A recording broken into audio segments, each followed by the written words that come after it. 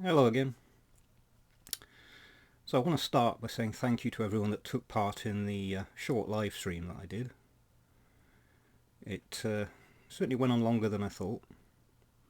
Thank you to those who stuck with it. I don't expect people to sit through the whole 7 hours. But apparently Tony has, so well done to him. Thank you to the people that came on live. I enjoyed meeting you, and we'll do it again. Tom's going to be starting his own Elvis channel, so that's something to look forward to. And of course Spencer and David have got their channels. Mal sits quietly on his collection. So, as I don't expect people to sit through it all, I thought I would quickly show the new arrivals. And start off with this simple... Now this was the original UK fan club badge, which I would have bought, I have no idea, a long time ago.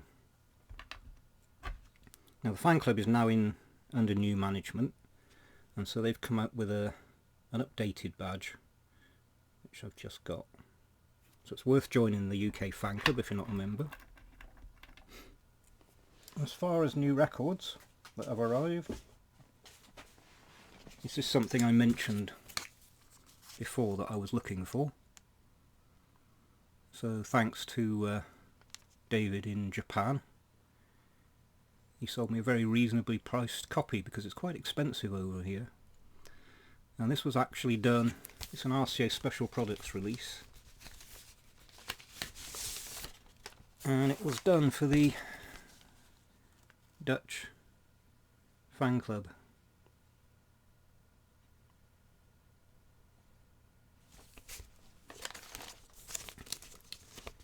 So I can cross that one off my list.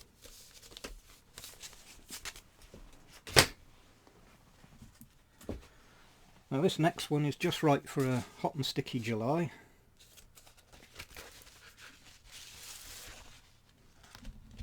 So this is a Brazilian Memories of Christmas.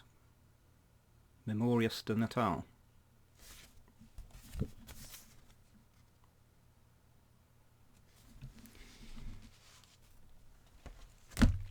And the calendar was with it. I don't know if you'll be able to see. If I can get it into focus. Janeiro.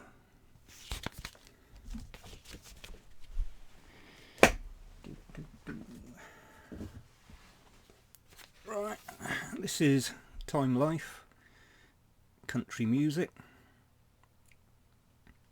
So now I've got one more Time Life album to track down. Of course, in America, these are quite cheap. But then you have to add on shipping it to the UK, which costs more than the album.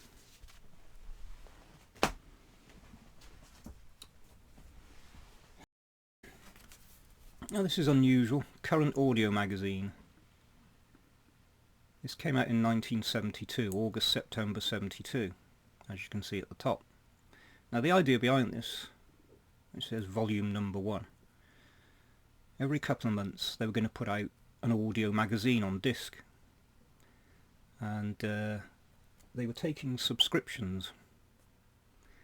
But this is the only volume I can find. They don't seem to have done any more. Of course it contains the Madison Square Garden press conference. Now when RCA heard about this, they immediately went to court to stop it.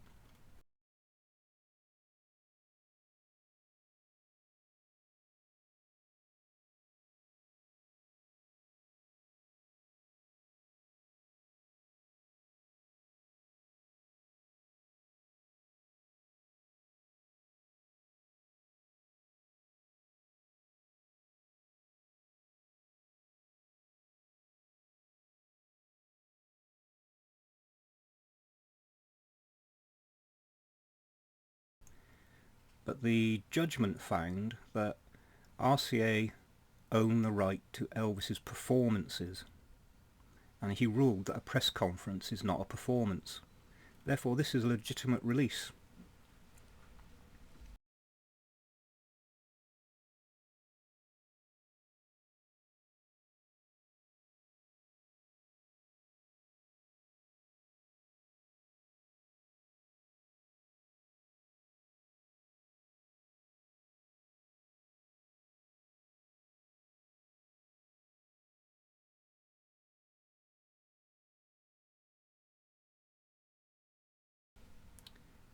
And I do wonder if it's because of this that Tom Parker thought he could get away with having fun with Elvis on stage.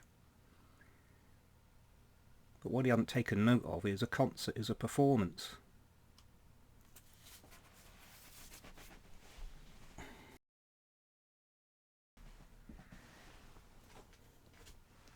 And the last one, and again this is thanks to David in Japan. This is from Taiwan. 10-inch disc, Asia record. And the clue as to what's on it is the insert, which I always have trouble. There you go. So this is in fact Brue Hawah.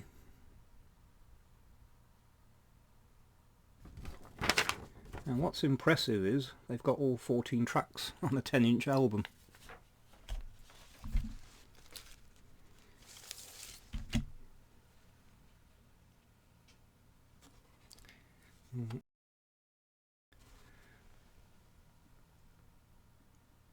If you notice, Elvis Reslip in Brue Hawah, and track 1 is Brue Hawah. All the others appear to be correct. And I think that makes this just that extra bit special.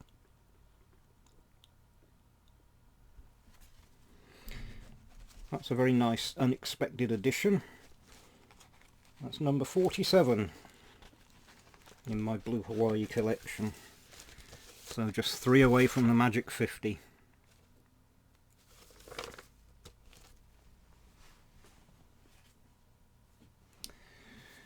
Now, I did show one more thing which caused a little fuss amongst those watching,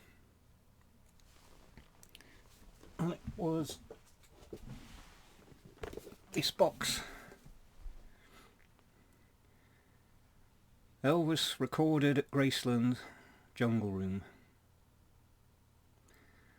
Now, I have had this for quite a while, but for a set of circumstances it remained unopened in the box it was delivered in on a shelf for months and had been pretty much forgotten about.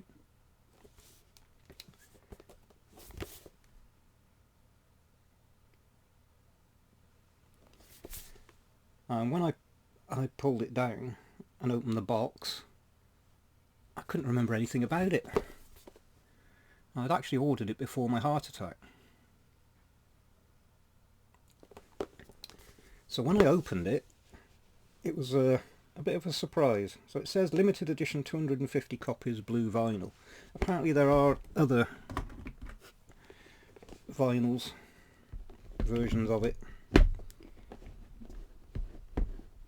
If I can get the box open. Now inside, in a little holder, there is a CD. Right? It doesn't really stay there very well. So here we have all the tracks on 2 CDs.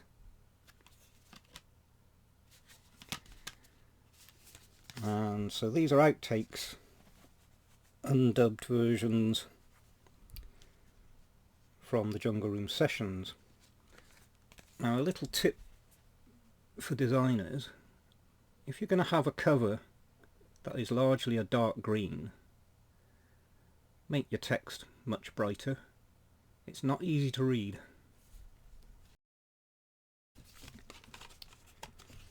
I'll quickly show you.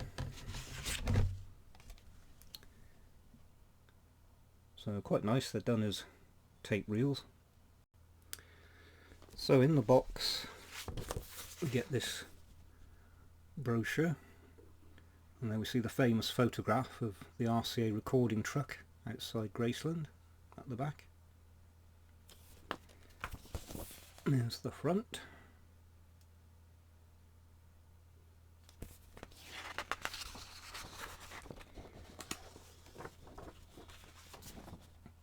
So there we see what of course to Elvis was the den. He never called it the Jungle Room, that came after he died, that name.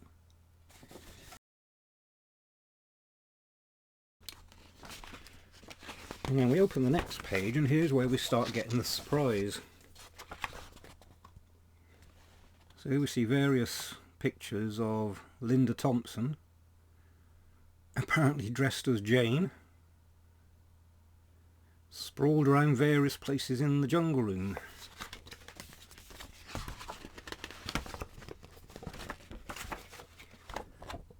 Really, all she needs is Tarzan stood next to her.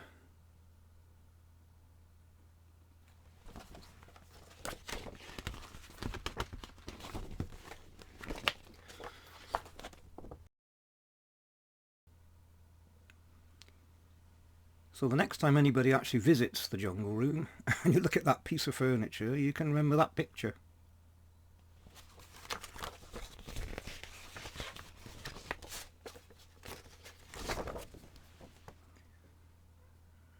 And there we have the track listing. Much easier to read. And then the albums themselves.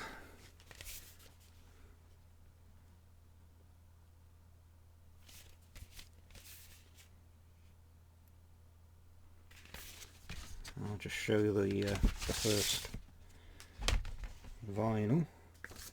Now, one of the strange things is nowhere on the set is there any information about who manufactured this.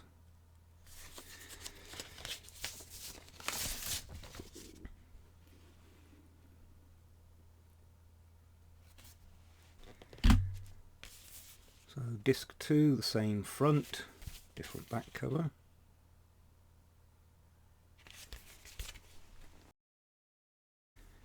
And disc 3 has got to be the strangest cover for an Elvis album.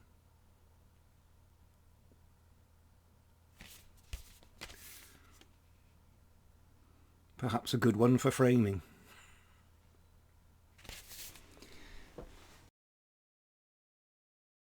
So what of the contents?